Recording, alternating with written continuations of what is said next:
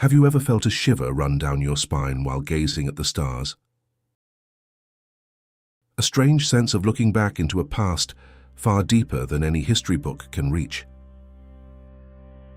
For centuries, archaeology was little more than glorified treasure hunting. But in the 19th century, something changed. The dust of ancient ruins began to speak, not of gold, but of stories. This transformation began when Henry Rawlinson risked his life clinging to a cliff face in modern-day Iran. His prize, the key to deciphering cuneiform, the wedge-shaped script of ancient Mesopotamia. For the first time, we could hear the voices of a civilization lost to time. What they had to say would alter our understanding of human origins, blurring myth, history, and the cosmos. The shadows of history are long, hiding secrets that challenge who we think we are.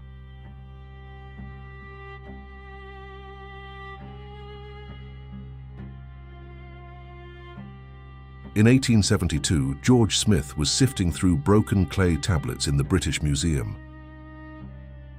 He found something that made his heart stop, a fragment of an epic poem from ancient Sumeria.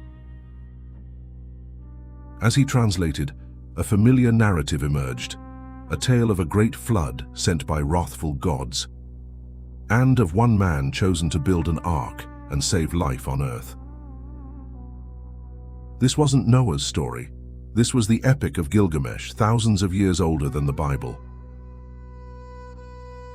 The discovery sent shockwaves, suggesting the biblical flood wasn't unique, but part of a much older shared memory of a global cataclysm. What other myths were echoes of real events, catastrophes written into our oldest stories?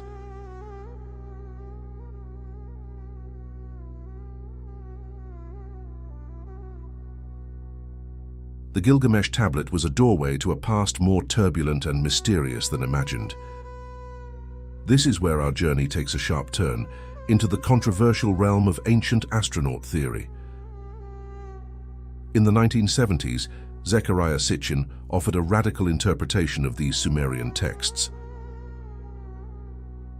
He claimed the gods weren't gods at all. They were flesh and blood beings from another world. According to Sitchin, the ancient tablets spoke of a 12th planet, Nibiru, with a vast elliptical orbit. Its inhabitants, the Anunnaki, were a technologically advanced race. They came to Earth hundreds of thousands of years ago, seeking gold to repair their planet's atmosphere. And to mine this gold, they needed a workforce. Sitchin's most startling claim: the Anunnaki genetically engineered primitive hominids, upgrading them to create a new species of worker, Homo sapiens, us. Suddenly, myths of gods creating mankind in their own image took on a terrifyingly literal meaning.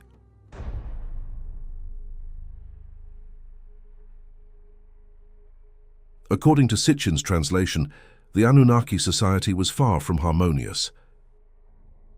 A divine family drama playing out on a planetary scale.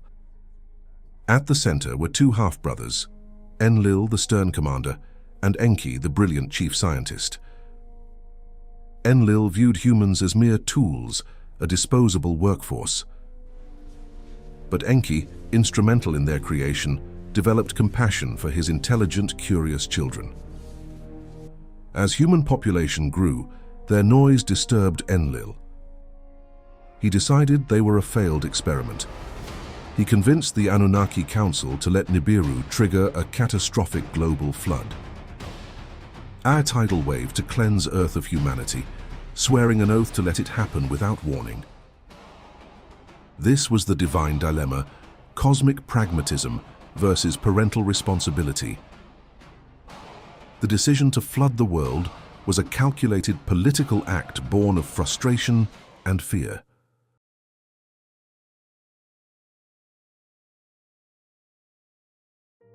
For decades, Sitchin's theory of a 12th planet was dismissed as pure fantasy. Mainstream astronomy had accounted for all major bodies. There was no Nibiru. But then things started to get strange. In 2003, astronomers discovered Sedna, a dwarf planet with a bizarre, highly elongated orbit that takes over 11,000 years to complete. Its trajectory made no sense based on known gravitational forces. Then came more discoveries of distant objects with similarly strange orbits, clustered in one quadrant. The evidence mounted, leading astronomers like Mike Brown and Konstantin Batygin to propose a startling hypothesis. Mathematically, only the gravitational pull of a massive unseen planet could explain it. A planet 9, 5 to 10 times the mass of Earth, lurking in the outer darkness. We haven't seen it, but the math suggests it must be there. Was this the echo of Nibiru? Could ancient Sumerians have known something about our solar system we're only rediscovering? The mystery of the heavens suddenly felt a lot closer to home.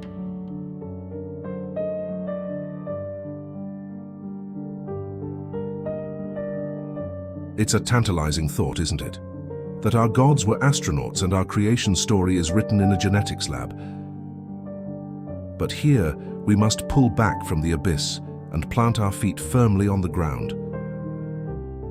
The truth is, Zecharia Sitchin's work is considered pseudoscience by virtually all mainstream scholars. Scholars who studied cuneiform state Sitchin's translations are flawed, twisting words to fit his narrative. The word Anunnaki more accurately translates to princely offspring, not those who from heaven to earth came. There's no evidence in the texts that they came from another planet. And as for Planet 9, its proposed orbit is thousands of years long and never comes close to the inner solar system. It could not be Nibiru. The danger in these grand conspiracy theories is they rob humanity of its own genius. They look at the pyramids, at Stonehenge, at our ancestors' incredible achievements, and say, you couldn't have done this on your own. You needed help. So where does that leave us? Standing in the shadow of great pyramids and forgotten cities, deciphering the whispers on clay tablets.